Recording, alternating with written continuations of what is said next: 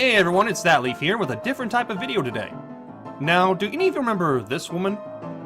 In case you don't, here's some background information. On August 10th of 2016, a debate had been set up at a city council meeting in Seattle, Washington.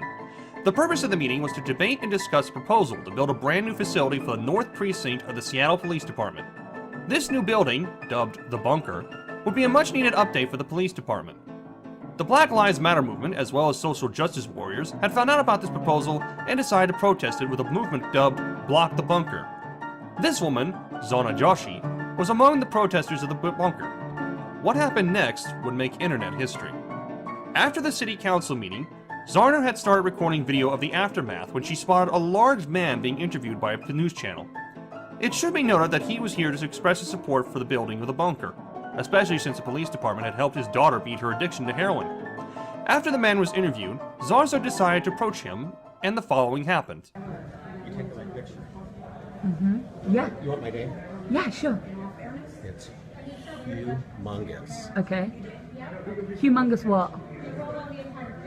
Humongous what? Humongous. Humongous what?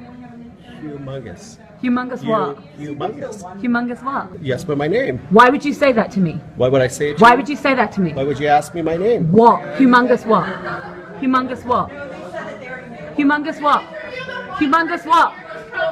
This person just spoke to me in a sexually harassing way. I did not. Yeah, he did. He said, do you know what my name is? And I said, you what? want my And he name. said, humongous. Yeah. This person just sexually harassed me. I said I'm humongous. Yes, yeah, that's right. Humongous what? So now you're actually pointing to yourself. You're actually pointing to your body parts, and you're actually pointing to your body parts and saying that you're humongous. You're actually doing that. And this is the person who just got interviewed as a pro-bunker person of color, as if you represent us. They're using you as a token, and then you speak to me in a sexually harassing manner. How dare you? How dare you? Disgusting! Disgusting! You left the room saying your daughter's lives matter, but you Disgusting! You just abused a woman! You just abused a woman, and you have the audacity! You have the audacity to say that girls matter? How dare you? How dare you, you disgusting person! Yep. This woman had completely freaked out over an innocuous dad joke. She tried to paint Humongous as a sexual harasser and a bully, despite evidence to the contrary, and had tried to get police to arrest him. However, she had refused to talk to the officers when they came to her, and she acted hostile towards them. However, this wouldn't be the last time that Zarna Joshi would be acting like a complete lunatic. On October 31st of 2016, video footage was shown of Mrs. Joshi at another city council meeting for Seattle, and, well, I think these clips speak for themselves. Crime has gone up. The crimes of racist thug cops have gone up. Their crimes against women have gone up. Their crimes against people of color have gone up. And the crimes of racist, token, people of color politicians have gone up. Yeah, we noticed, Lorena Gonzalez. We noticed. We noticed how, after I spoke publicly against you, the cops sent racist, white supremacist rapists after me. And we all know how in cahoots with the cops you are. We noticed how in cahoots Deborah Juarez is with the cops, who's so disgusting and such a token that she won't even look at the people when they speak. We all noticed how bullies like Bruce Harrell, who speak publicly and interrupt women when they speak, just as you interrupt me now, we saw how those crimes went up. We saw how the disgust and contempt that you have towards the people has gone up. Apparently, she hasn't learned how to use her inside voice. And of course, she made a YouTube channel here where she got to spread her feminist viewpoints of the world, particularly what she thinks is considered harassment. However, the channel hasn't seen the updates for the past several months. Also, don't bother giving her any ratings or comments. She shut those down. Since then, things regarding Mrs. Joshi has been rather quiet. Until now. Yes, apparently there is footage of the actual discussion/debate for the bunker proposal back in August of 2016. I actually learned about it from a video by H3H3 that a friend of mine had linked to me. I decided to track down the original video and got a copy of it for myself. So, sit back and grab a snack, because this one's a doozy. Roll the footage! My name is Rudy Pantoja Jr. I live in the North End, grew up in the North End. We moved here in 1969. Oh hey, it's humongous! I wonder if he had any idea that he would end up being an internet icon after all this went down. Grew up on 109th and Aurora. I am totally for a safe, learning, healthy environment in the North End. I am pro-precinct. I believe it's a positive move in our public safety north of the Ship Canal. I have plenty of people that support it, of all different backgrounds in the North End. Where are they? I'm here. I'm here. No interrupting the other speakers, please. It should be noted that this will be the first of many interruptions caused by the protesters. And to answer your question, it's likely it's the supporters of the bunker who didn't really have time to come down there and actually express their support because they were busy doing other things in life. Things like, I don't know, going to school to get an education or going to work to make a living for their families. They have other things to do, unlike you apparently. I want to say this, I want to thank the North Precinct for getting my heroin-addicted daughter off the street and availing her an opportunity to get well. She's Latino. Hey. Hey. She's Hispanic, Latino, Chicano. We're proud of our heritage. Alright, these protesters have officially annoyed me.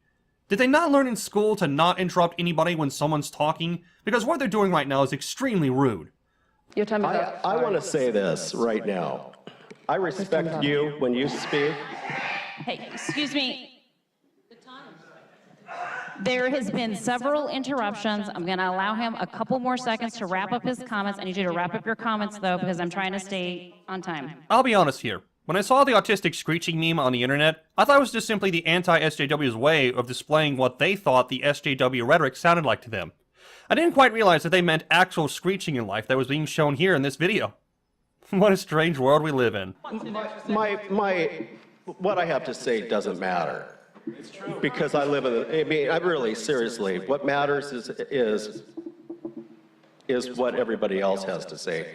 We support this precinct. We think it's an important investment for public safety in the North End. Thank you. It should be noted that the entire time that Rudy was at the podium, he displayed great manners to everyone present, including the protesters that were trying to interrupt him constantly. Also, you can tell from the emotion in his voice that he cared a great deal about the police, especially since they helped his daughter recover from her heroin addiction. And believe me, if I was in these shoes, I would feel the exact same way. Now, let's see what the protesters have to say about the issue. My name is Zana Joshi. I am here to support Black Lives Matter. Little did Zarna Joshi realize was that when this meeting was over with, she would have a meeting with a man that would be known for making a joke about the word humongous, and her overreaction to the joke would result in her being the butt of many an internet joke. Also, nice sign there, by the way. I really like the hobo motif you're going with. I'm here to speak to block the bunker. The fact that there is even a proposal to give what is a corrupt, murderous, institutionalized gang $160 million is outrageous. You know, if it's one thing cops really don't like, it's being insulted and called gangs of murderers. Seriously, these are the men and women in uniform who are doing everything they can to protect and serve the citizens of the towns and cities that they live in. And they have seen the absolute worst humanity's had to offer them. I'm talking about things like murder, arson, gang wars, you name it. But they still keep going, because it's their duty. And I will admit, there are some cops out there who give the institutions a bad name.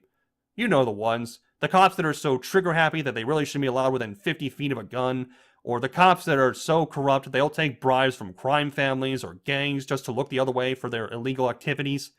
But most of the police that are on the force are good, honest human beings that genuinely want to make the towns and cities that they live in a better place.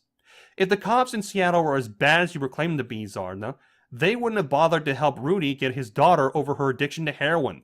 They would just simply left her alone to either die in some ditch for a heroin overdose or to stay being a perpetual junkie.